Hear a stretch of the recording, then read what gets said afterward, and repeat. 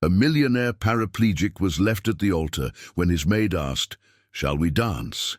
Their lives changed forever, a story of true love that will touch your heart. Subscribe to the channel, give it a thumbs up, and comment where you're watching from.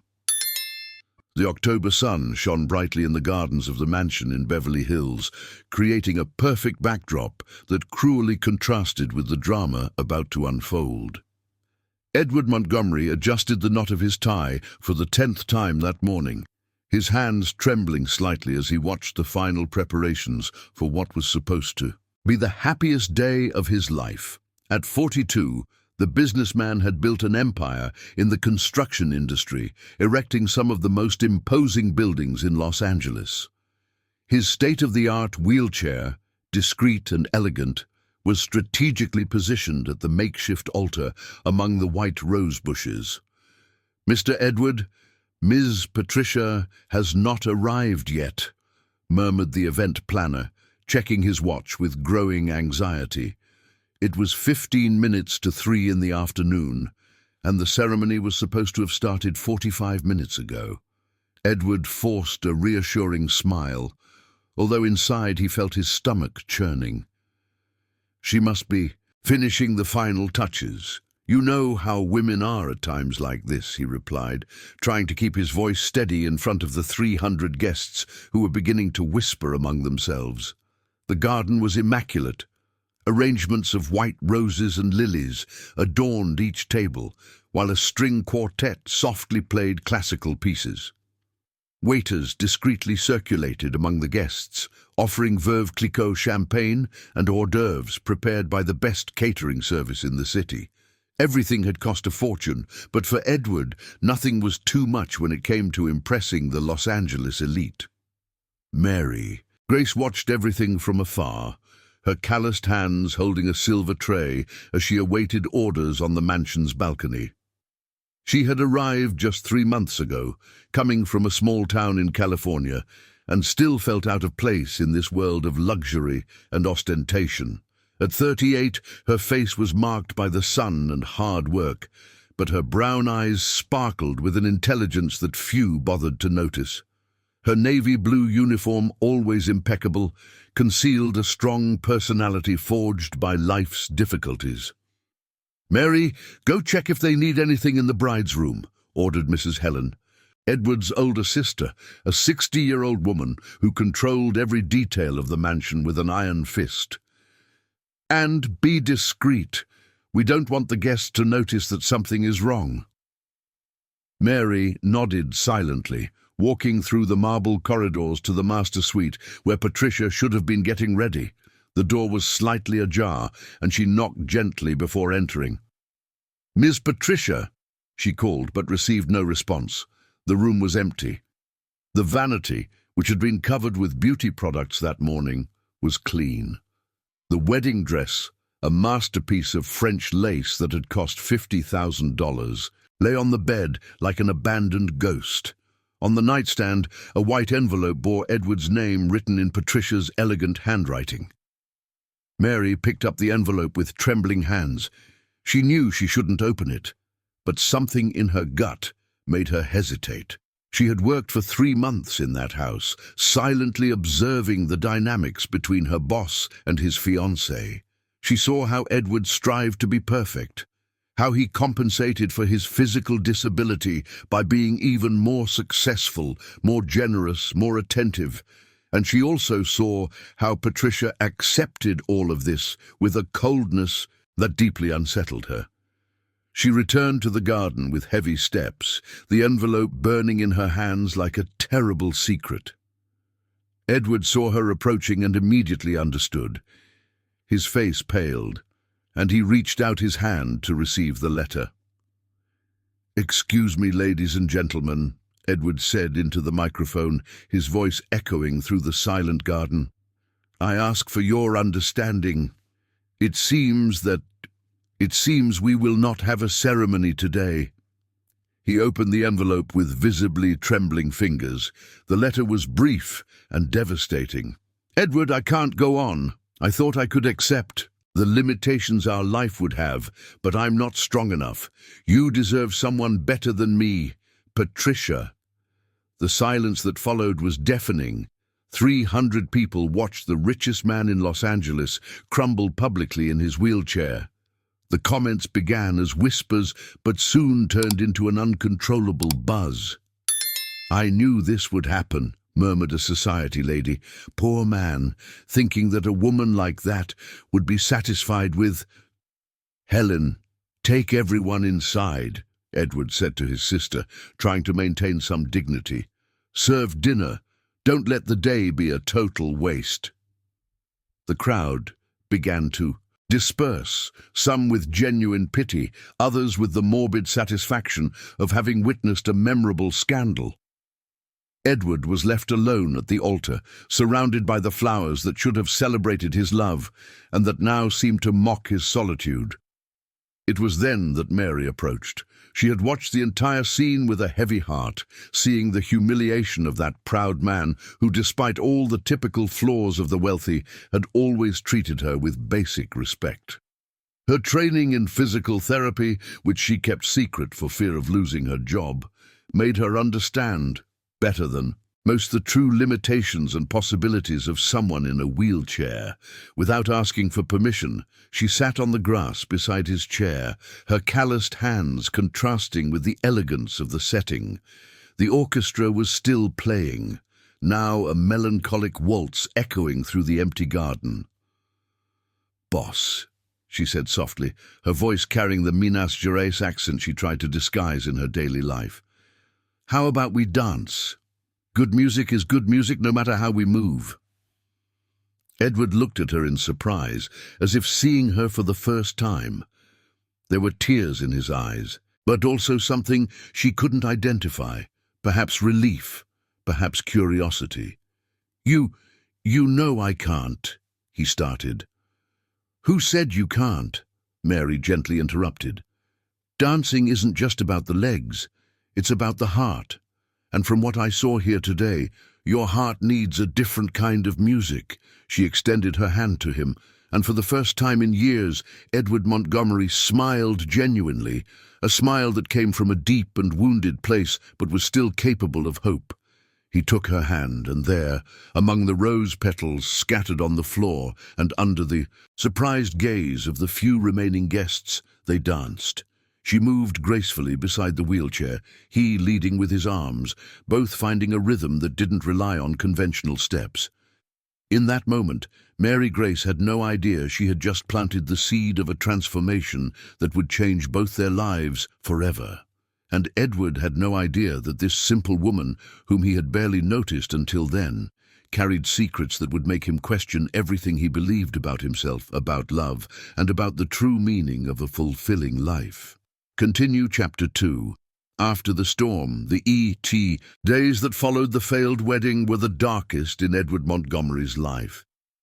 He took refuge in his penthouse in Beverly Hills, a 500-square-meter apartment on the top floor of a building he had constructed years ago. The enormous glass windows offered a panoramic view of Los Angeles, but Edward kept the curtains closed, preferring the dimness to the brightness that only intensified his melancholy. "Mr. Edward, you need to eat something," Mary Grace insisted, entering the private office with a tray containing creamy potato soup and warm cheese bread. "It's almost 2 in the afternoon, and you haven't touched your breakfast." Edward remained motionless in front of the computer, pretending to work while actually just staring at the blank screen. His brown hair, always impeccably styled, was disheveled, and the stubble on his face betrayed the 3 days since he had refused to leave his room. "I'm not hungry," he murmured, not taking his eyes off the screen. "And I already told you I don't want to be disturbed." Mary placed the tray on the side table and crossed her arms, taking a stance that surprised them both. It was the first time she had directly challenged one of his orders. "With all due respect, sir, but this isn't how a grown man should behave," she said, her accent becoming more pronounced when she was upset. "Do you think you're the first man in the world to get kicked to the curb? The first to go through disappointment? Edward turned abruptly in his chair, his eyes flashing with anger. You don't understand anything about my situation. You don't know what it's like to be rejected because of... He gestured vaguely toward his own legs. Because of what? Mary stepped closer, firmly planting herself in front of him. Because of the wheelchair, or because of your wounded pride? The silence that followed was tense. Edward was not used to being confronted by employees, much less by a housekeeper from a small town. But there was something in Mary's determined posture, in the way she looked at him without pity or discomfort, that disarmed him. The woman who was supposed to be my wife left me at the altar because she couldn't accept my limitations, Edward said, making air quotes with bitterness. Her words, not mine. Mary pulled up a chair and sat in front of him, a bold gesture that broke all protocols of the employer-employee relationship. Can I tell you something? She said, her voice softer now. When I was little, back in a small town in California, I had a neighbor named Mr. Anthony. He lost both his legs in an explosion at the mine when he was in his 20s. Everyone said his life was over, that no woman would want him. Edward listened reluctantly, but he listened. Do you know what happened? He met Mrs. Constance at the health clinic. She was also going through tough times, having lost her husband young, with 3 small children. They got together and had 4 more children together. Mr. Anthony opened a bicycle repair shop and became the most respected man in the neighborhood, not because of the legs he didn't have, but because of the heart he had. She paused, observing how Edward absorbed her words. The difference between Mr. Anthony and you, if I may say, is that he never expected anyone to accept him despite his disability. He accepted himself first, and then he found someone who loved him for who he was, not despite who he was. Edward felt a pang of something he couldn't identify, perhaps recognition, perhaps shame. It's different, he finally said. I have money, responsibilities. People expect more from me. Expect what? Mary asked. For you to be perfect? To compensate with money for what you think you lack? Or to simply be human? Before Edward could respond, the intercom of the apartment buzzed. It was Helen, his sister, announcing that she would come up with Dr. Robert Anderson, his business partner. I don't want to see anyone, Edward said automatically. You will want to see them, Mary retorted, getting up and heading for the door, because running away solves nothing, and you have a company to run and employees who depend on your work. Minutes later, Helen entered the apartment, followed by Robert, a 50-year-old man with graying hair and a sharp suit. Edward's sister looked reproachfully at Mary, who was picking up the untouched tray. Edward, you need to pull yourself together, Helen said bluntly. The whole city is talking about the wedding. This is affecting the company's image. Robert approached Edward's chair, taking a more diplomatic tone. Partner, I know it was tough, but we have 3 important contracts waiting for your approval. The shopping center in Pasadena, the residential complex in a trendy neighborhood in Los Angeles. Robert can handle everything, Edward said. He interrupted. He always wanted more control anyway. Mary Grace, who was still in the room organizing, noticed something strange in Robert's expression, a flicker of satisfaction that he quickly tried to disguise. It's not a matter of wanting Edward, Robert said. It's a matter of necessity. But you need to be present at the meetings. Clients want to see Edward Montgomery, not just your partner. Mrs. Helen approached the window and abruptly opened the curtains, making Edward blink at the sudden light. Enough. Drama, she said. You're going to take a shower, shave, and come back to the office tomorrow. And Mary Grace, she turned to the housekeeper, prepare my brother's schedule. He needs to get back to his social life as soon as possible. With all due respect, Mrs. Helen, Mary Grace replied calmly, but the one who decides the boss's schedule is him. My job is to take care of the house, not his life. The tension in the room was palpable. Mrs. Helen was not used to being contradicted by employees, and Robert watched everything with growing interest. "Who do? You think you are?" Mrs. Helen exploded. "She's just a housekeeper. She has no right to comment on family matters." Edward, who had remained silent throughout the discussion, finally spoke up. "She's right," he said, surprising everyone. "My decisions are mine, and for today, I decide that I want to be alone." Robert and Mrs. Helen exchanged meaningful glances before leaving, promising to return the next day. When the door closed, Edward and Mary Grace were alone again. "Thank you," he said simply. "For what?" "For not pitying me. For treating me like an adult capable of making my own decisions." Mary Grace smiled, the first genuine smile he had seen since the wedding day. "That's how you deserve to be treated," she said, "like anyone deserves." That night, for the first time in days, Edward ate the soup that Mary Grace had prepared. And for the first time in a long time, he slept without needing medication to rest. Something was changing slowly, like a dawn that announces itself even before the first ray of sunlight. Continue.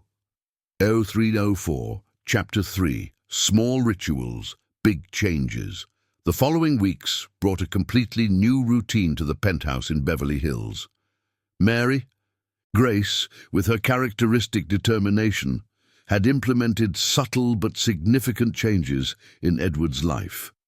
At 8 o'clock sharp, she would go up to the terrace with a breakfast tray that included fresh pastries made following the recipe she learned from her grandmother in a small town in California.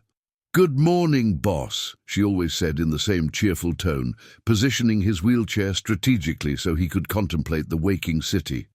"Today is too beautiful a day to stay cooped up inside." Edward, initially resistant, eventually gave in to the ritual. There was something comforting in the predictability of those morning moments, in the aroma of strong coffee mixed with the smell of the still warm pastries. Mary Grace always brought the newspapers too, but she didn't hand them directly to him. She left them on a side table, allowing him to choose whether or not he wanted to learn about the outside world. "Did you know I learned to make bread when I was 8? Mary Grace commented while serving the coffee, her skilled hands moving with the ease of someone who had always worked.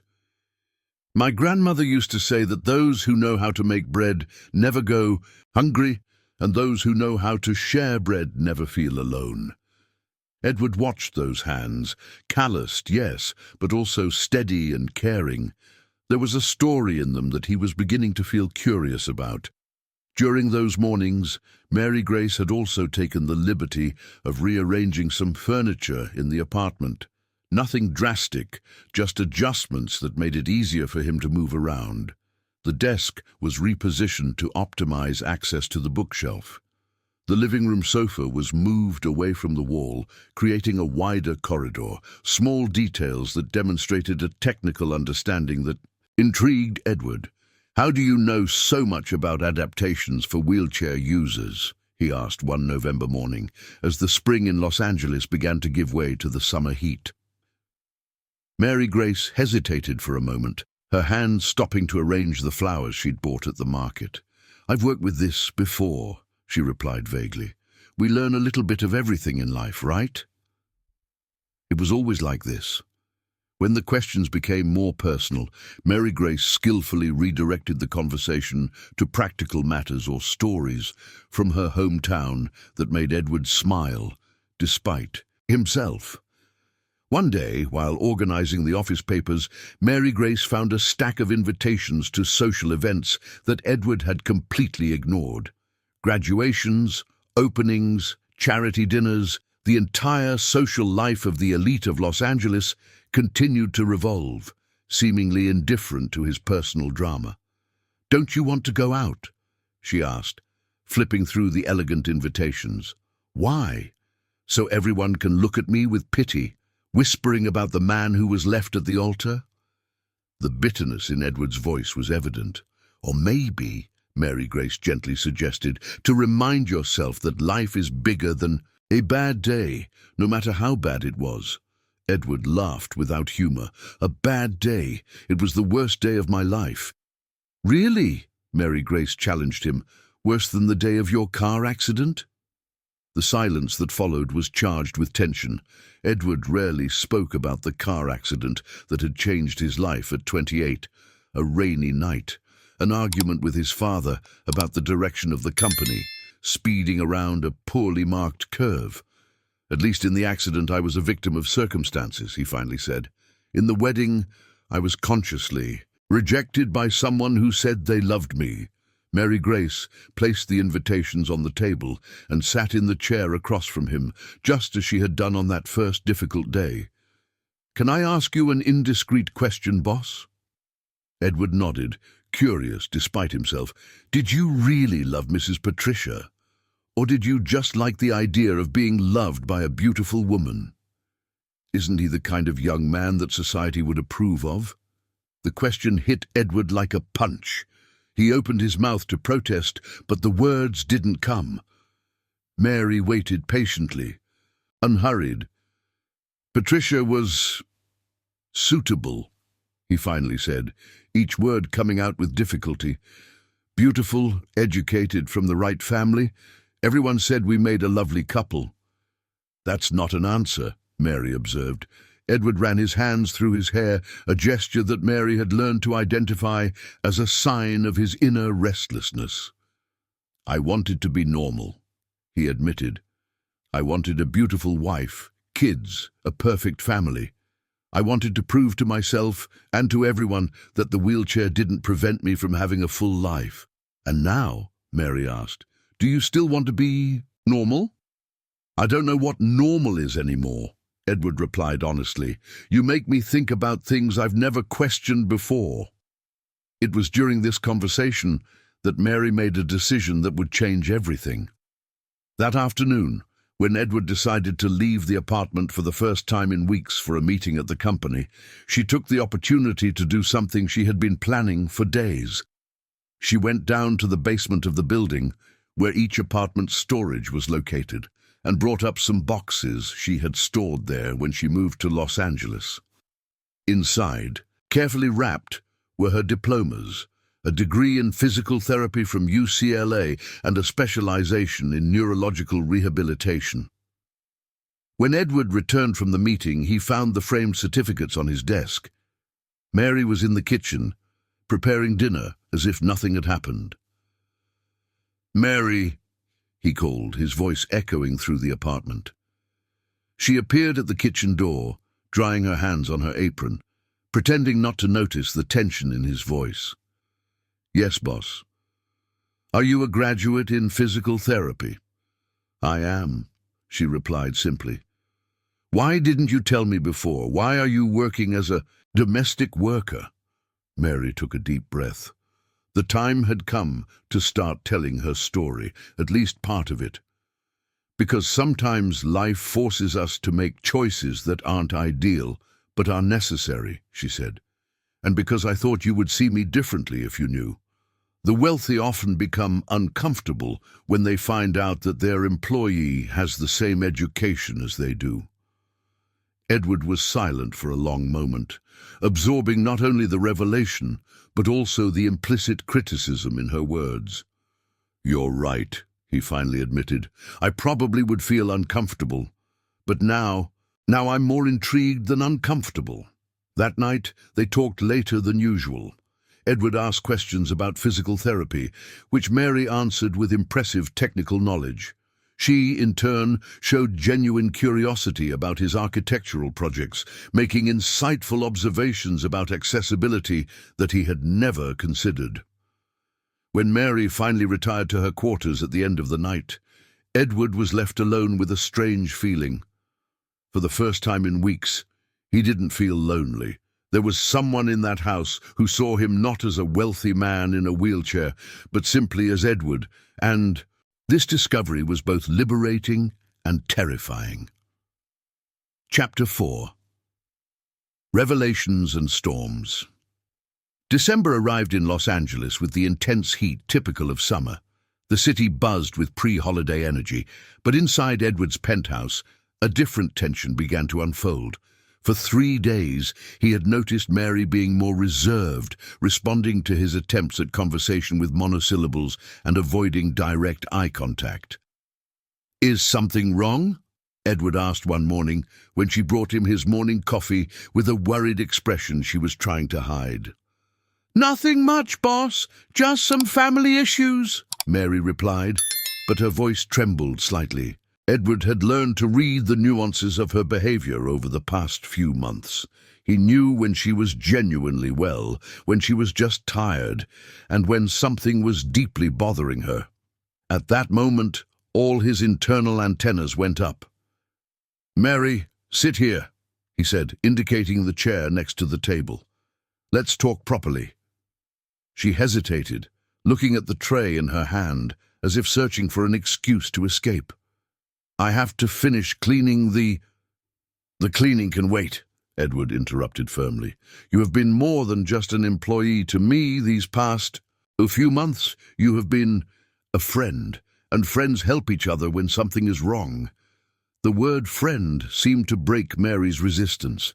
She set down the tray and sat heavily, as if carrying the weight of the world on her shoulders. "I received a call last night," she began, her nervous hands fiddling with the hem of her apron, "from the hospital in a small town in California. My son is hospitalized." Edward felt his stomach tighten. In recent months he had heard Mary mention her son a few times, always with evident maternal pride, but she had never gone into detail. "What happened?" he asked gently. "Pneumonia," Mary replied, and her voice broke slightly. "It started as a simple flu, but it got complicated. The doctors say it's serious, that he needs to stay in the ICU, and I'm here, far from him." The tears she'd been holding back finally began to fall. Edward felt a desperate need to comfort her, to do something useful. "How old is he?" he asked. 17, Mary replied, wiping her eyes with her hands. "He's a brilliant boy, you know. Always been the best student in school. Wins all the programming and math competitions. He has a scholarship at a federal technical school. He wants to study engineering at UCLA. The pride in her voice was evident, even amidst the worry. Edward began to understand better why a graduate physical therapist was working as a domestic worker in Los Angeles. "You came here because of him, didn't you?" he asked. "To be able to pay for his studies?" Mary nodded, unable to speak for a moment. "His father left us when David was 5, she finally said.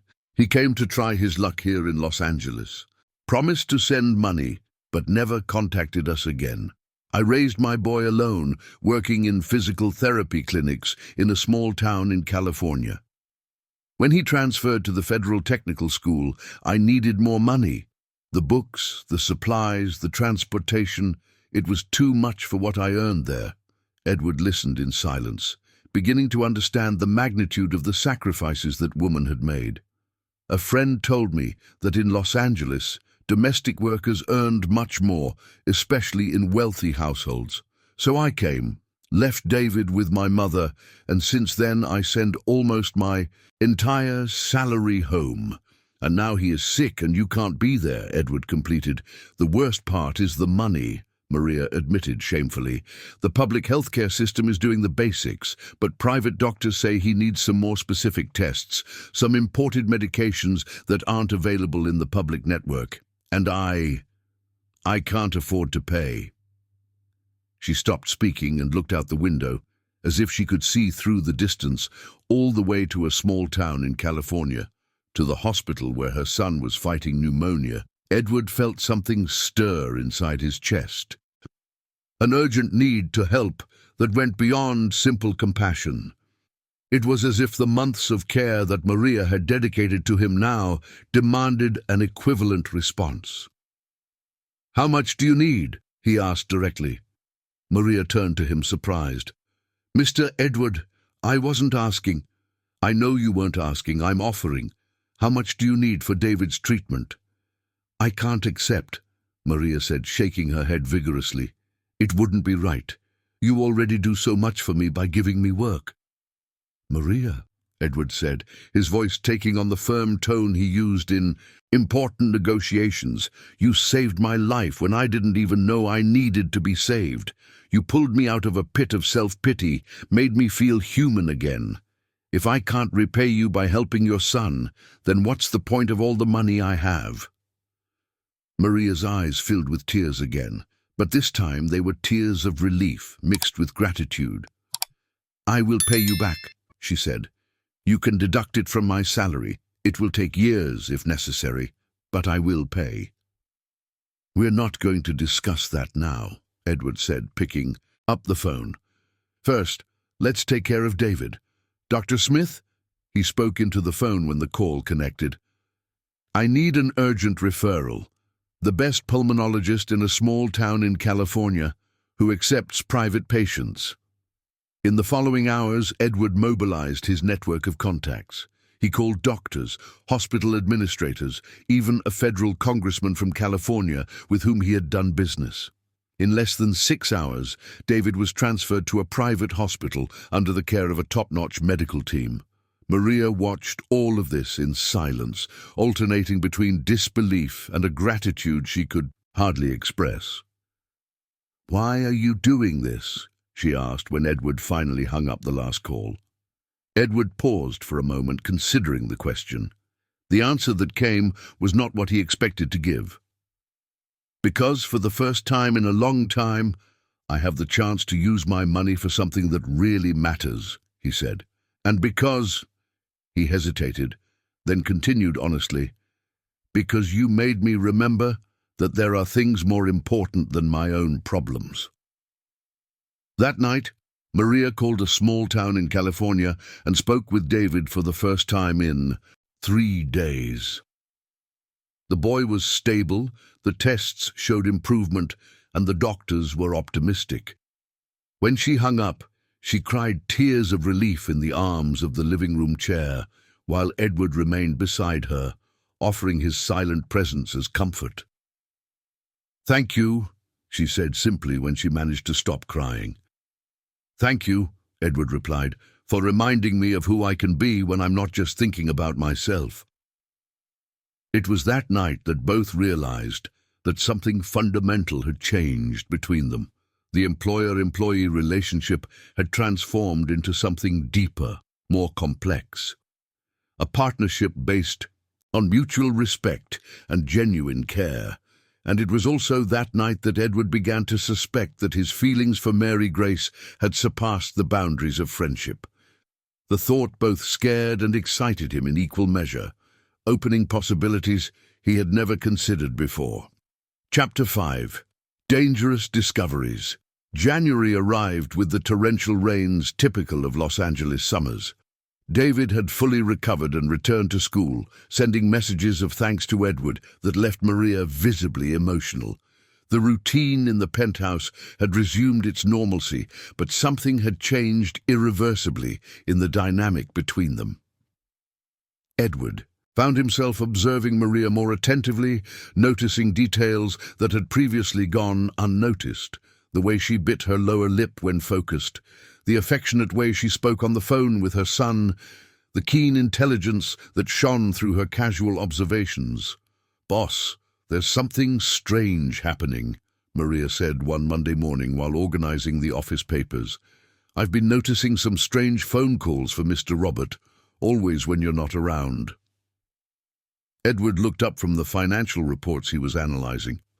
"What kind of phone calls?" "I'm not sure," Maria replied, frowning. "But yesterday, when I was cleaning the room, the office phone rang. I answered thinking it was for you, but the person specifically asked for Mr. Robert. When I said he wasn't there, the person hung up." "It could have been anything," Edward said, but something in Maria's tone kept him alert. "Why do you think it's strange?" "It's just that it's the 3rd time this week. And they always specifically ask if you're home before asking to speak with Mr. Robert, as if they don't want you to know about the call." Edward set the papers down on the table, his business mind immediately activated. "Robert," had been his partner for 15 years, since before the accident.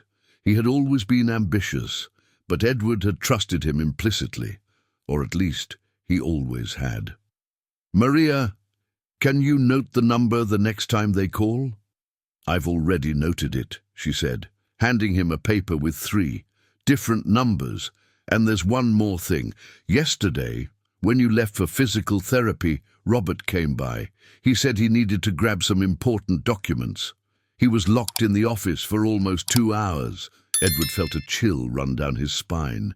He had given unrestricted access to his files to Robert years ago when his physical condition prevented him from managing all the details of the business personally. But now, with the suspicion planted by Mary, he began to question that decision. "Did you see what documents he took?" "Not exactly," Mary hesitated.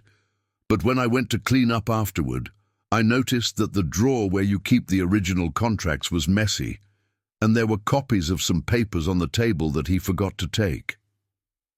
She handed the sheets to Edward, who examined them with growing concern.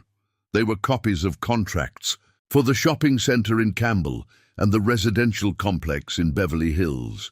Exactly the projects that Robert had mentioned as priorities during his post-wedding depression. "Mary," Edward said slowly, "I need you to do me a favor. The next time Robert comes here when I'm not around, could you observe what he does, discreetly?" Mary nodded, but there was worry in her eyes. "Do you think he's doing something wrong?"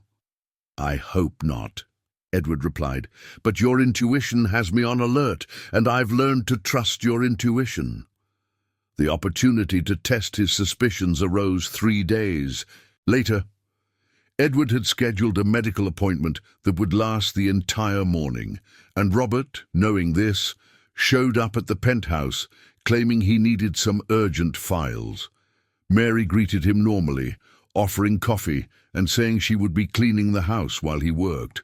But as soon as Robert locked himself in the office, she strategically positioned herself in the hallway, pretending to organize the bookshelf while paying attention to the sounds coming from the room.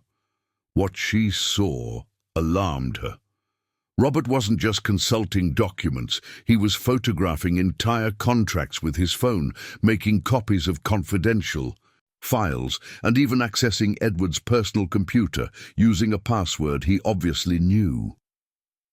When he finally emerged, almost 3 hours later, Mary waited a few minutes before entering the office.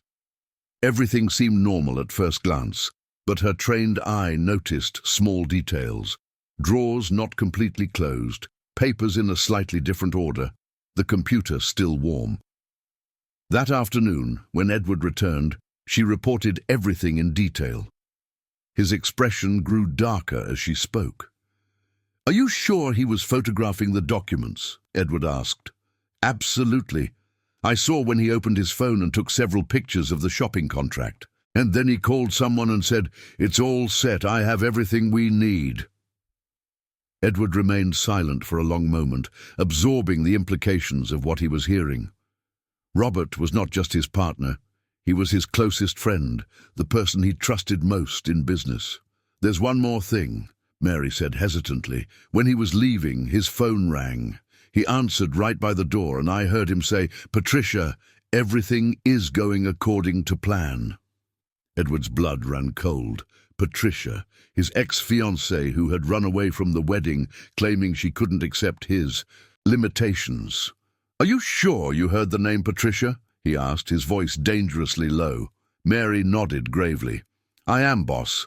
And from the conversation it sounded like they'd been planning something together for quite some time." Edward fell silent, the pieces of the puzzle fitting together in his mind. The abandonment at the altar that had seemed so devastating suddenly took on a new dimension. It hadn't been an impulsive act of a frightened woman. It had been part of a carefully orchestrated plan. "They wanted me to be vulnerable," Edward murmured, more to himself than to Mary. "They wanted me to step away from the business so Robert could take control." "What are you going to do?" Mary asked. Edward looked her in the eyes, and she saw a determination there that hadn't appeared in months. "I'm going to find out exactly what they are planning," he said, "and then I'm going to show them that they completely underestimated Edward Montgomery." That night, Edward began to devise a plan. He had access to specialized lawyers, private investigators, contacts in registries and recording agencies. If Robert and Patricia were conspiring against him, he would uncover every detail and prepare for a counterattack. But as he plotted his professional revenge, a part of his mind couldn't fully concentrate on the betrayal. He was thinking about Mary, her loyalty, how she had protected his interests without asking for anything in return, the implicit trust that had developed between them. For the first time, Edward began to understand that perhaps the true gift of this period was not discovering his enemy's plans, but discovering the existence of someone who genuinely cared about him, and this revelation was simultaneously the most comforting and the most terrifying of his life. Chapter 6. Summer Fairs and Revelations. June arrived with the pleasant chill of Los Angeles winter, and with it, Mary's insistence that Edward come out of the protective cocoon of the penthouse. David had sent photos from his technical school's summer fair, where he had won first place in the robotics competition, and Mary wouldn't stop talking about the traditions she missed from her hometown. "Boss, have you ever been to a real summer fair?" she asked one Tuesday morning while preparing coffee with her usual enthusiasm. Edward looked at her with an amused expression. In recent months, he had learned to identify when Mary was plotting something, and that specific sparkle in her eyes was a clear sign. "It depends on what you call a real summer fair," he replied. "I've been to some themed charity events at clubs." "Oh my God!" Mary rolled her eyes theatrically. "That's not a summer fair, boss. That's rich people dressed up as country folk. A real summer fair is in the street, with a booth selling corn pudding, a fishing game, and a square dance where everyone misses the steps and laughs anyway." Edward laughed, a sound that had become more frequent in recent months. "And where do you plan to find a real summer fair in Los Angeles?" "Oh, I've already found one," Maria said with a mischievous smile.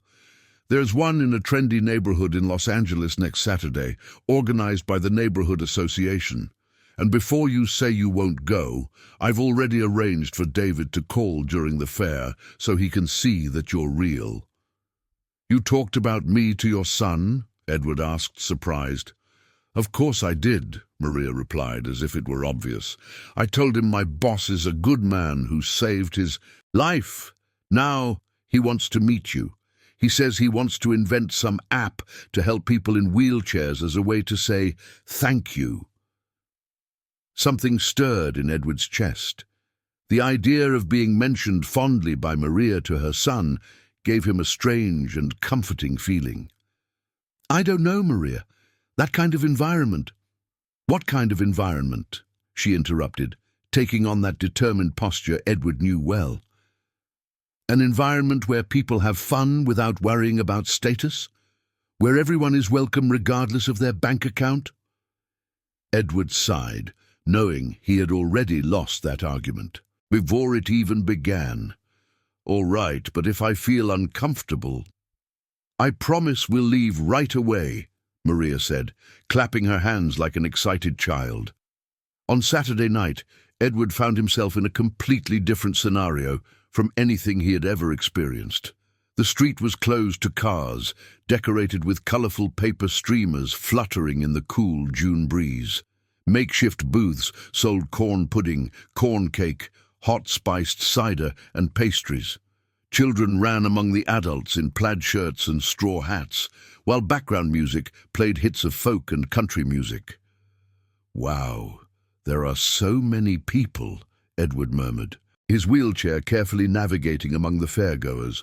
"That's how it is," Maria said, walking beside him with complete ease. "A good summer fair is a crowded fair. Oh, come here. I want to introduce you to everyone." For the next half hour, Edward met more genuine people than he had in years of elite social events. Mrs. Constance, a retired woman who organized the bingo and insisted he buy 3 tickets. For luck, handsome. Mr. Anthony, the same one Maria had mentioned months ago, who had indeed lost his legs in an explosion and now ran the fishing booth with contagious joy.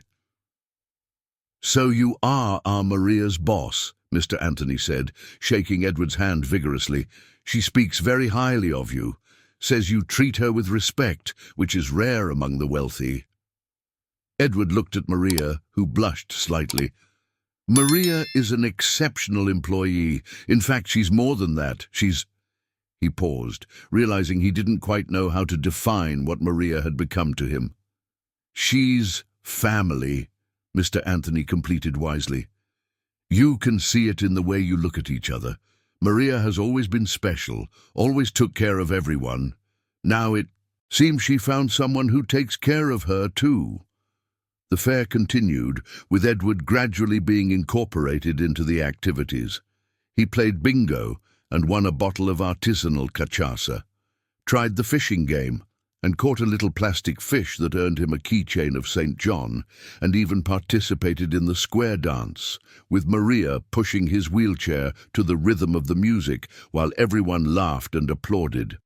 "Anarie, alavantu!" shouted the square dance leader, and Edward found himself making movements he never thought possible, laughing like he hadn't in years. It was during a break, for hot spice cider, that Maria received the call from David. With evident pride, she put the phone on speaker so Edward could talk to the boy. "So you are Edward," said the young, cheerful voice. "My mom can't stop talking about you. She says you have a huge company, and yet you're a good person." Edward laughed. "Your mom is the special one, David. She taught me many important things." "I wanted to thank you for the hospital," David said, his voice becoming more serious. "My mom didn't tell all the details, but I know you saved my life. When I graduate in engineering, I want to work in assistive technology, creating things that help people like you."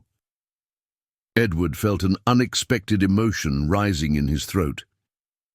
"It would be an honor to meet you in person, David.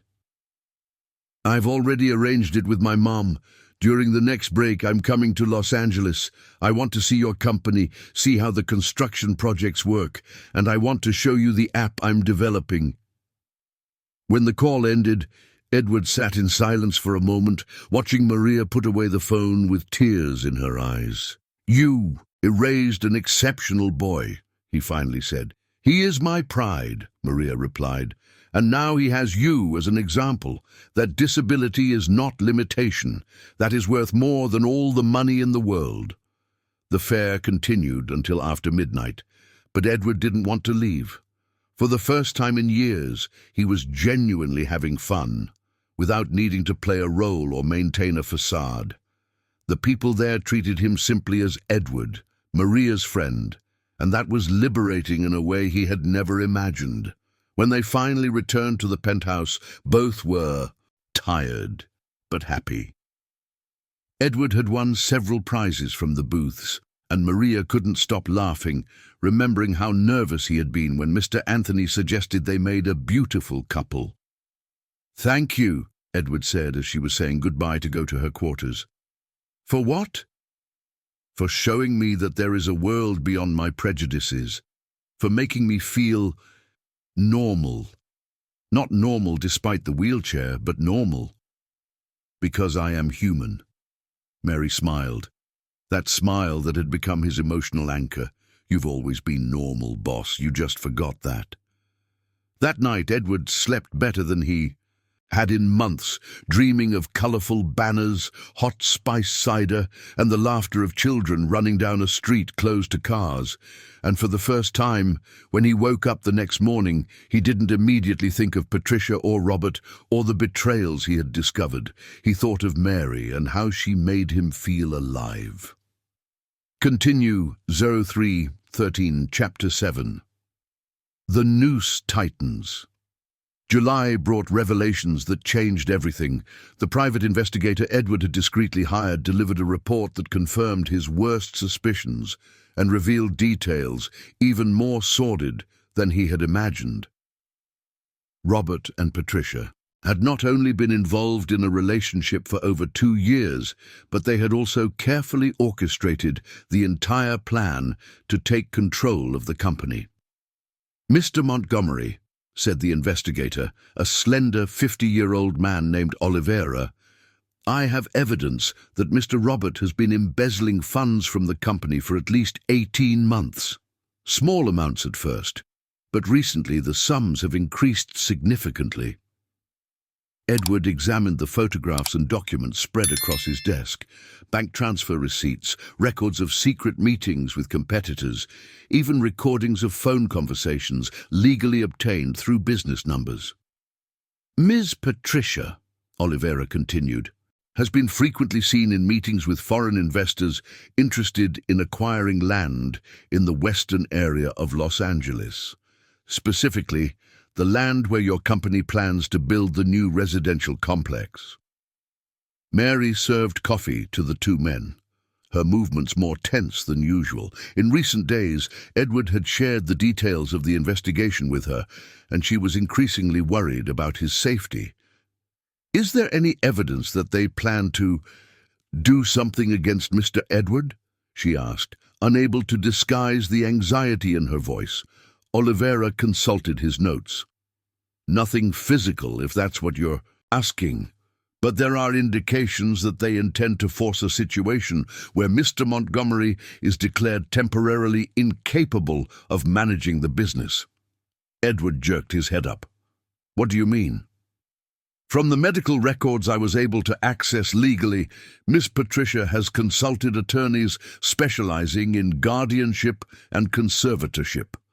The strategy seems to be to claim that your psychological condition after the wedding incident makes you vulnerable and incapable of making sound business decisions." Edward's blood boiled. "And Robert would temporarily take control of the company to protect my interests." "Exactly. With the documents he has been copying, he would have access to all accounts, contracts, and strategic decisions. In 6 months, they could transfer the most valuable assets to shell companies controlled by them." Mary, who had been listening in silence, finally spoke up.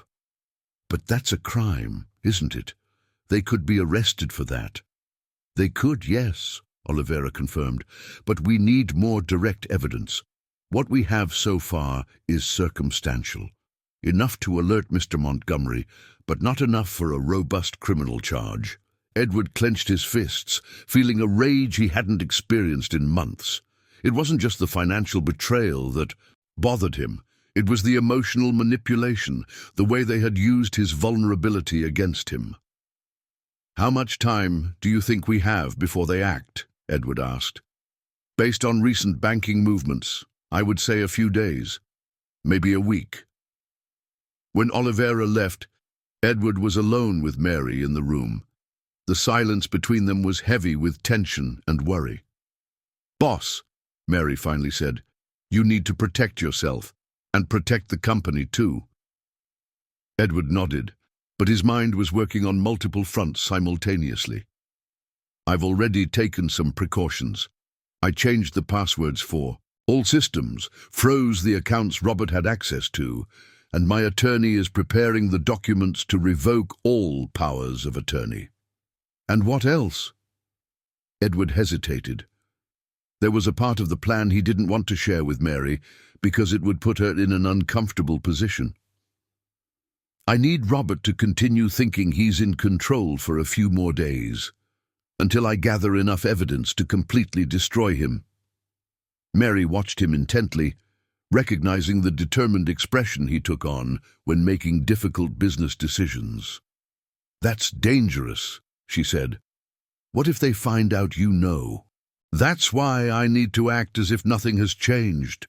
Continue being depressed, vulnerable, easy to manipulate."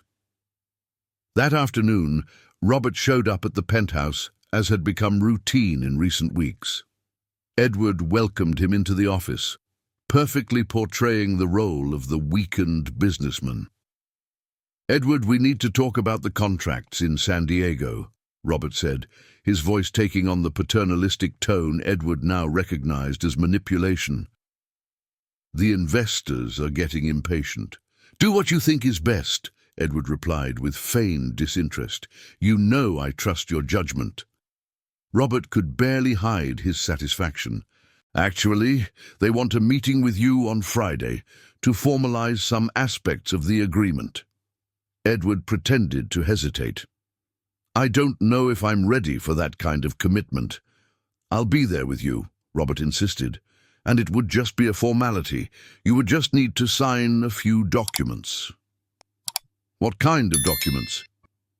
"Nothing major, just some updated powers of attorney, a few partnership terms, technical things you don't even need to read in detail." Edward nodded slowly, as if he were being convinced against his will. "All right, if you think it's necessary." When Robert left, Edward immediately called his attorney.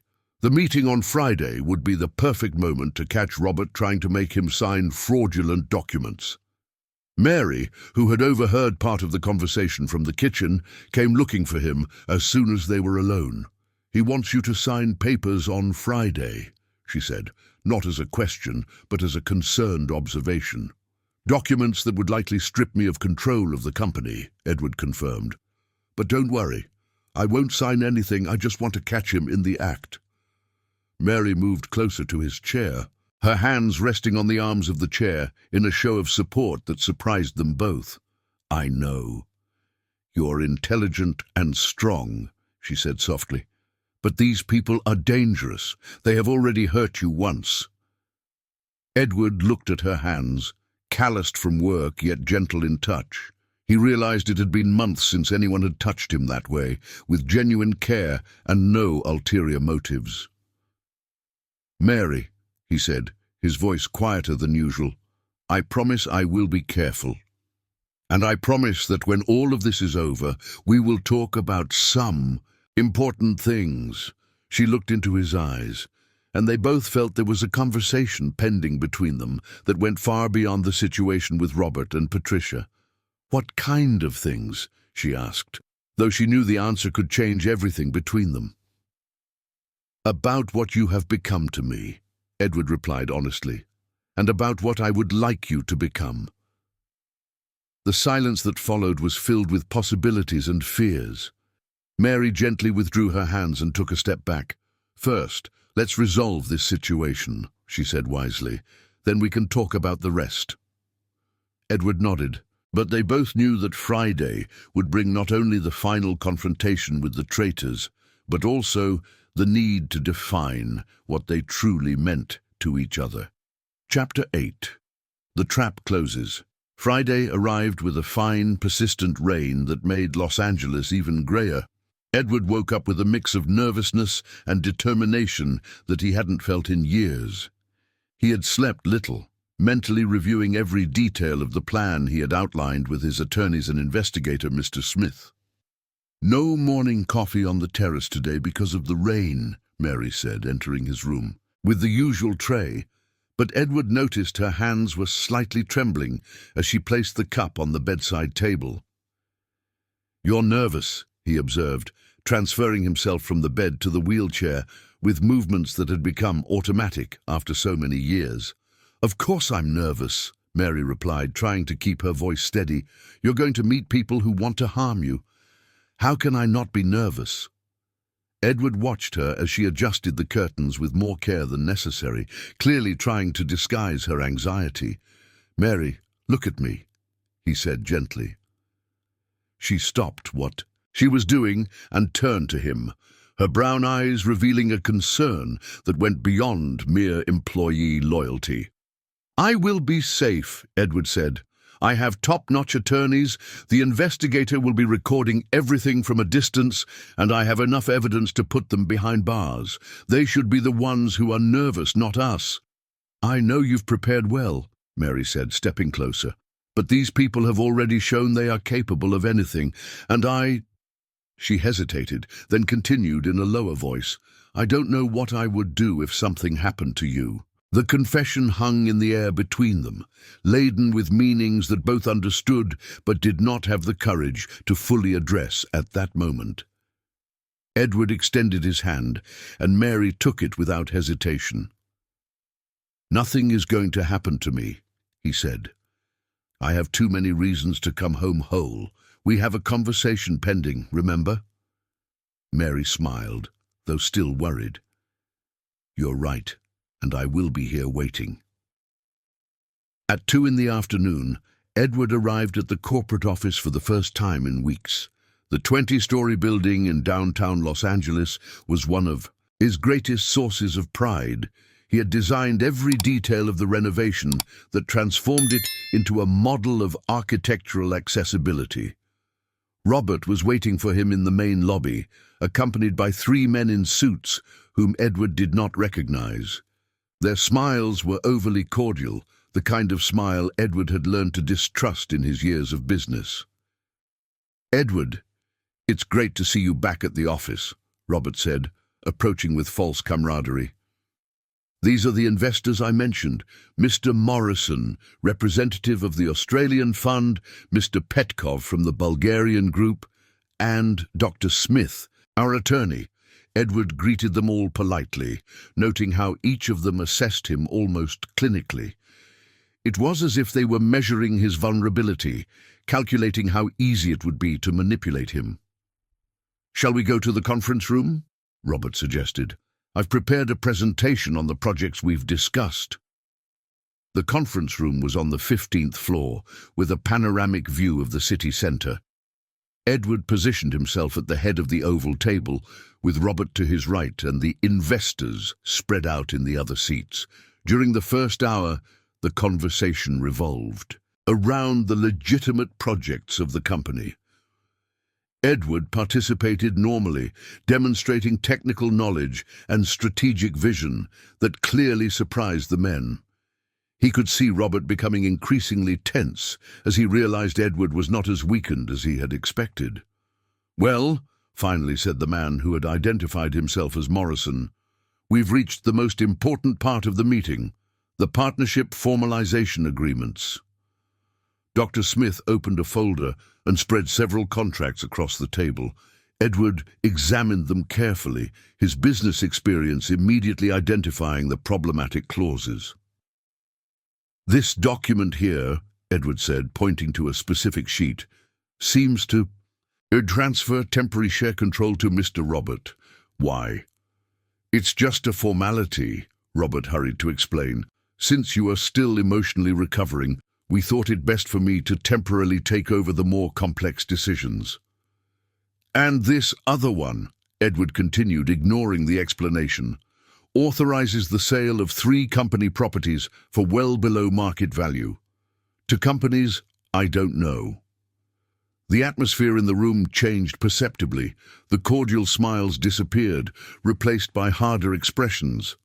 "Edward," Robert said, his voice taking on a firmer tone, "you need to trust me, as you always have. These are technical decisions that you don't need to worry about understanding completely."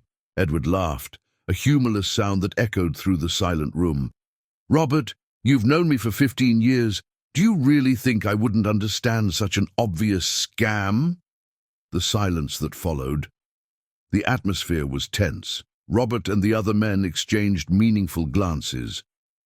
"Edward," Dr. Smith said, his voice taking on a professional and cold tone, "you need to understand that your current psychological condition may be affecting your judgment.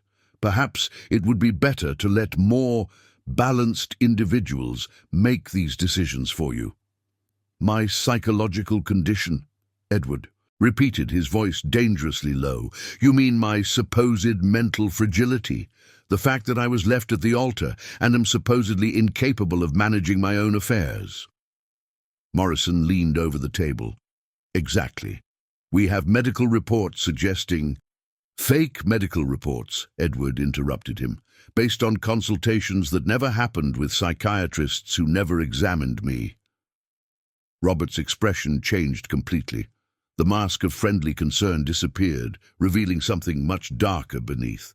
How did I find out? Edward completed the question. Robert, do you really think I built a business empire by being naive? I know about the embezzlement, about the relationship with Patricia, about the plan to declare me incompetent. I even know about the offshore accounts you opened to hide the stolen money. The panic in the room was palpable. The three investors quickly stood up, clearly preparing to leave. I wouldn't leave if I were you, Edward said calmly. The federal police are surrounding the building right now, and all conversations from this meeting are being recorded. It was then that the doors to the room opened and federal agents entered, led by the detective Edward had met through his legal contacts. Robert Anderson, the detective said, you are under arrest for conspiracy, money laundering, and attempted fraud. As Robert was handcuffed, Edward felt a mix of relief and sadness. Relief for having managed to protect himself and his company. Sadness for discovering that someone he trusted so much was capable of such betrayal. Edward, Robert said as he was taken away, his voice now filled with desperation. You don't understand. Patricia convinced me that you would never be truly happy, that we were doing you a favor. Robert, Edward said coldly, you may have deceived me about love, but you would never. Deceived me about business. That was the difference between you and Mary. The mention of Mary brought clarity to Edward. As he watched his former partner and friend being led away by the police, he realized that the person who truly cared about him was at home, probably counting the minutes until his return. It was time to go home. It was time to have that overdue conversation. It was time to find out if true love really existed and if he would be brave enough to accept it when he found it. Continue, Urs 3:19, Chapter 9, Storms and Revelations. Edward returned home that Friday with a sense of relief he hadn't felt in months, but also with the weight of a discovery that would change everything. During the interrogation at the police station, Patricia had been caught trying to board a flight to Europe with fake documents and a suitcase full of cash. In her desperation to secure a plea deal, she revealed information that left Edward stunned. Mary was waiting for him in the living room, pacing back and forth with evident nervousness. When she heard the sound of the door, she rushed to greet him, her eyes scanning him from head to toe, as if searching for signs of injury. Thank God, she said, breathing a sigh of relief. I was imagining the worst. How was it? They are arrested, Edward replied, but his voice lacked the satisfaction Mary expected. There was something different in his expression, a tension she couldn't identify. That's great. You must feel vindicated, relieved. Mary, Edward gently interrupted her, we need to talk. There are some things I discovered today about you. Mary's blood ran cold. She knew this moment would eventually come, but she wasn't prepared to face it so soon. About me, she repeated, trying to keep her voice steady. Edward walked to the living room sofa and gestured for her to sit as well. Once they were both seated, he took a deep breath before starting. Patricia, trying to get a reduced sentence, told me some interesting things, he said slowly, including the fact that you didn't come to this house by chance. Mary felt as if the ground had disappeared beneath her feet. Her hands trembled slightly, and she clasped them in her lap to try to steady them. She told me, Edward continued, that 14 years ago, when I was still adjusting to the wheelchair, I was involved in a car accident in a small town in California, that I hit a man on a rainy morning when I was driving recklessly after an argument with my father. The silence in the room was deafening. Mary kept her eyes fixed on her hands, unable to look at Edward. The man I hit, Edward continued in an increasingly quiet voice, was named John Grace, your father. Mary finally looked up, and Edward saw tears in her eyes that she was struggling to hold back. He survived, she said, in a broken voice. But he was left with sequelae. Spinal problems, constant pain. He could no longer work in construction as he did before. Edward felt as if he had been punched in the stomach. "Mary, You were going through a tough time," Mary continued, as if she needed to tell the whole truth at once. "You had just left the hospital. You were angry with life, driving dangerously. My father was crossing the street to go to the doctor when you hit him." "Why didn't you ever tell me?" Edward asked, his voice laden with pain and confusion. "Because when I came to Los Angeles, I was full of anger," Mary admitted. "I had just found out that you were rich, famous, that the accident hadn't affected your financial life at all, while my father could barely walk.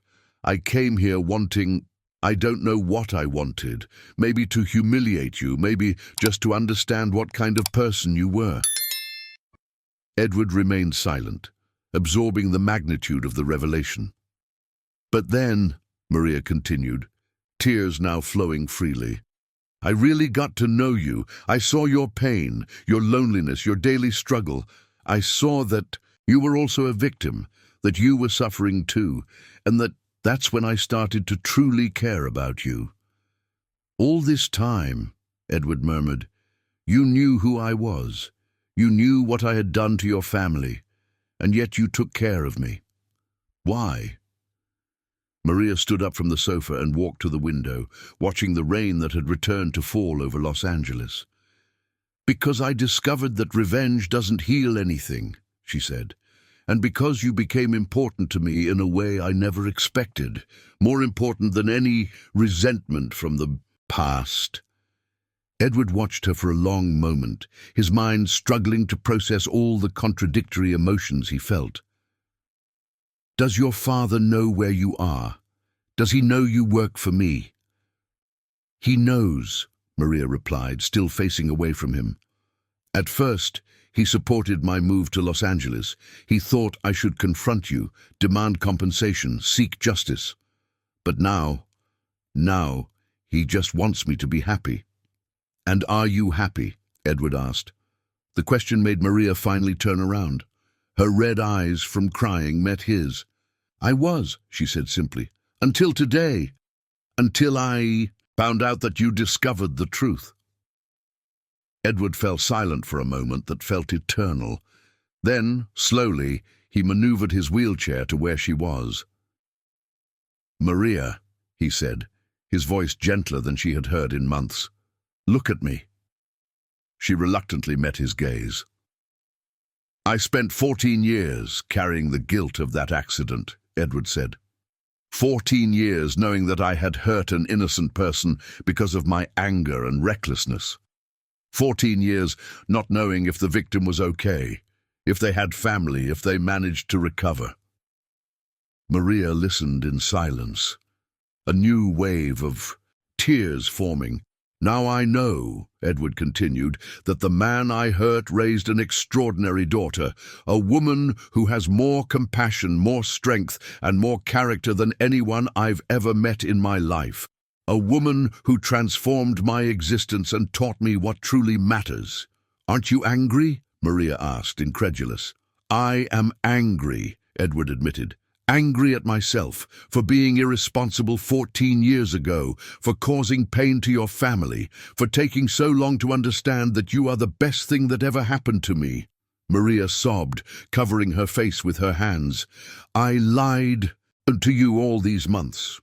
"You saved me all these months," Edward corrected. "You took a broken man and helped him piece himself back together. You took someone bitter and taught him how to smile again. You had every reason to hate me, and yet you chose to love me." The word love hung in the air between them. Maria removed her hands from her face and looked at him through her tears. "I love you," Edward said, his voice steady despite the emotion. "And I know you love me too. I saw it in every gesture, in every care, in every moment we spent together.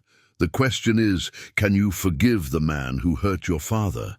Can you build a future with me, despite the past that brought us here?" Maria knelt beside his wheelchair, her hands finding his. "Edward," she said, using his name for the first time. "My father told me something when I came to Los Angeles. He said that sometimes God uses tragedies to bring us exactly where we need to be." Edward intertwined his fingers with hers. "And where do you need to be?" he asked. "Here," Maria replied without hesitation, "with you. Not as your employee, not carrying guilt or resentment, but as the woman who loves you and wants to build a life by your side." That night, with the rain tapping against the windows of the penthouse, Edward and Maria finally kissed. It was a kiss filled with months of unresolved tension, unspoken love, mutual forgiveness, and the promise of a future neither of them had dared to imagine. The past that had hurt them had also brought them together. And now, finally, they were ready to write a new story together. Continue 0321. Chapter 10. Building a New Future. 6 months later, the city of Los Angeles woke up to a special day in December. In the trendy neighborhood where Edward had experienced his first real summer fair months ago, a modern 5-story building now stood, drawing attention not only for its bold architecture, but for the unique accessibility features that made it a landmark in the city. Edward adjusted his tie for the 10th time that morning, but this time the nervousness was one of anticipation, not anxiety. Beside him, Maria finished styling her hair, wearing an elegant yet understated navy blue dress, a choice that perfectly reflected who she had become, the executive director of the Montgomery Grace Institute of Urban Accessibility. "Nervous?" she asked, watching him through the mirror of the newly renovated penthouse they now officially shared. "Anxious," Edward corrected with a smile. "It's different. Today, we're inaugurating something that really matters." In the months following the revelations and arrests of Robert and Patricia, Edward had made the most important decision of his business life. He sold the construction company to a national conglomerate for an amount that ensured financial security for several generations and invested most of the money in creating the institute. The project had emerged from conversations with Maria and David, who had moved to Los Angeles to study engineering at UCLA. The 18-year-old had developed a revolutionary urban mapping app for people with disabilities, and Edward saw this as an opportunity to do something truly transformative. "Has David arrived yet?" Edward asked, checking the clock. "He arrived last night," Mary responded, applying a subtle lipstick. "He's staying in the back apartment, testing the app presentation for the 1,000th time. That boy inherited the perfectionism of someone I know." Edward laughed. In recent months, he had developed a fatherly relationship with David that surprised them both. The young man had lost his father when he was small, and Edward had found in him the son he never had. Together, they had worked on developing technologies that could truly impact the lives of people with disabilities. "And how is your father?" Edward asked, as he did every time David visited Los Angeles. "He's doing well," Mary replied, as she always did. "He still has pain, but he's proud of what we're building here. He says the accident, in the end, brought good things to our family. Forgiveness had been a long and complex process." Edward had made it a point to meet John Grace in person, to apologize formally, and to cover all necessary medical treatments.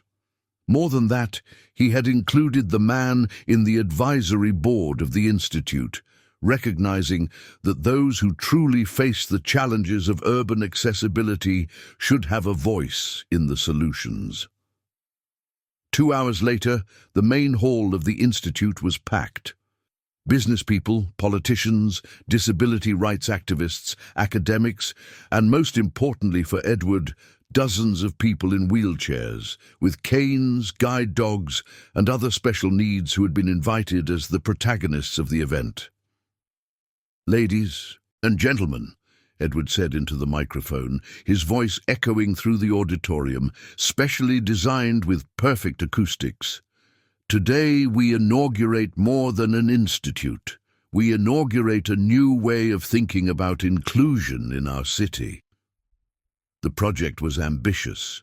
In addition to David's app, which was already being implemented in 6 American cities, the Institute offered free consulting for companies that wanted to become truly accessible, training courses for construction professionals, and a research program in partnership with UCLA.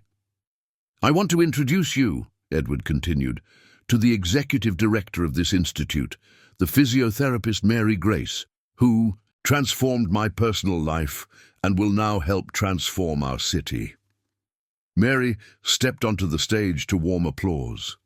In recent months, she had completed a postgraduate degree in social project management and discovered herself to be a natural leader, capable of articulating with authority both with executives and social activists. "This institute was born from a conversation about human dignity," Mary said, her voice firm and clear. "It was born from the idea that accessibility is not a favor, it's a right. And it was born from the certainty that when we create a better city for people with disabilities, we create a better city for everyone." The program included a demonstration of the app by David, who received a standing ovation when he explained how the system worked.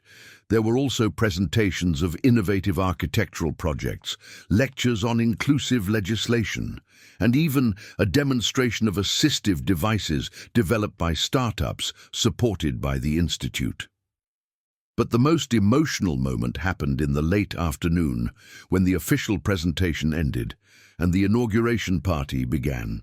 A small string quartet played in the Institute's garden, and Edward watched people talking, laughing, celebrating. "Do you remember our first dance?" Mary asked, approaching him. Edward smiled, extending his hand to her. "How could I forget? It was when you taught me that dancing is not just about the legs."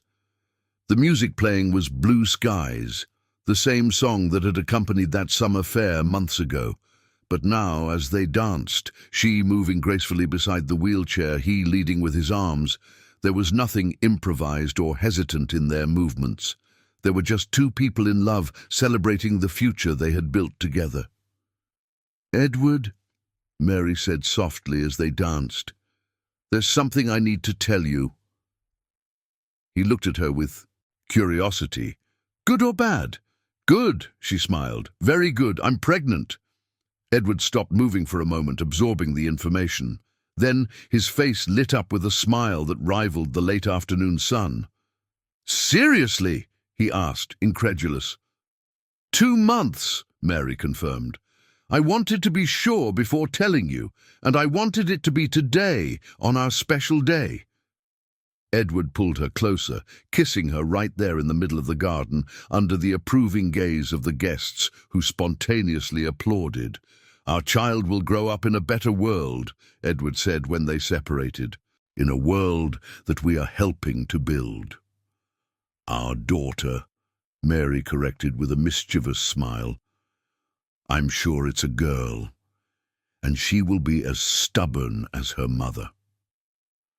As the party continued around them, Edward looked at the building they had constructed, at the people celebrating, at David, who was excitedly explaining the app to a group of interested investors, and at Mary, who carried in her womb the future they would create together. It all started with an improvised dance between a wounded man and a courageous woman. Now it ended, or rather began again, with the construction of something greater than both of them, something that would touch thousands of lives and show the world that true love not only heals the wounds of the past, but builds bridges to the future. The music changed, now playing a soft waltz, and Edward extended his hand to Mary once more. "How about we dance again?" he asked, echoing the words that had changed their lives months ago. "Forever," Mary replied, taking his hand and getting lost in the music, in love, and in the promise of all the tomorrows yet to come.